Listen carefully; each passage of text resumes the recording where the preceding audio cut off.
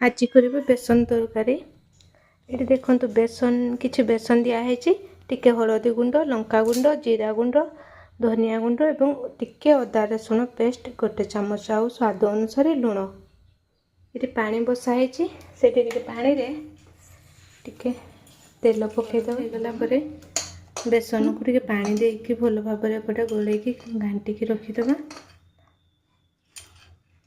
तो पानी गरम हो गला नबा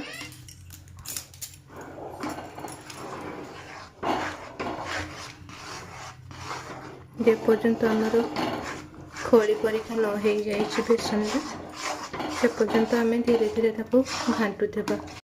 पूरा ठीक हो एमती हो गले जानबा जे अनेका हो गला।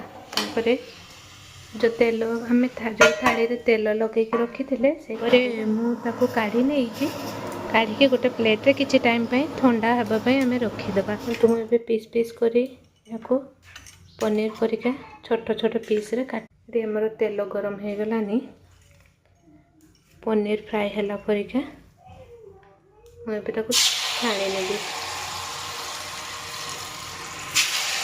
टिके कड़ा कि छाणीबा नहले बेसन गुड़ा पर फुटी जाए। तो ये आमर ये लाल हो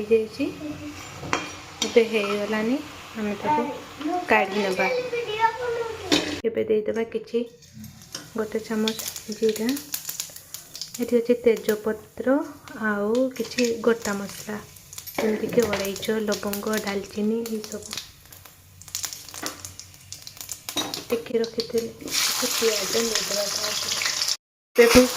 टिके अदा रसुण पेस्ट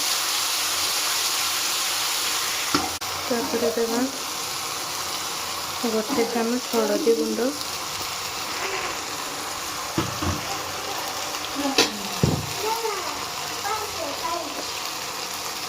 गोटे चामच लंका गुंड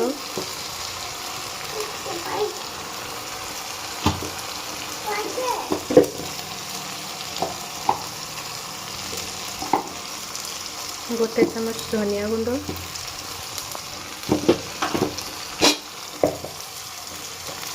गोटे चामच जीरा गुंड देदेबा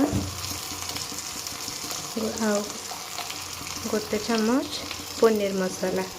ये पूरा पनीर परिका टेस्ट आसे स्वाद अनुसार गोटे टमाटो काटिकी रखी देदेली रखी किसी आलू किंतु आलू आ मसला पूरा भल भाव आलू गुड़ा सीझी जाइए मसला भी पूरा भल भाव गरम करके रखी पानी आवश्यक अनुसार पानी ढाल देवा। देखंतु हमर झोलटा भल भाव फुटीगला आम भाजिकी रखिथिबा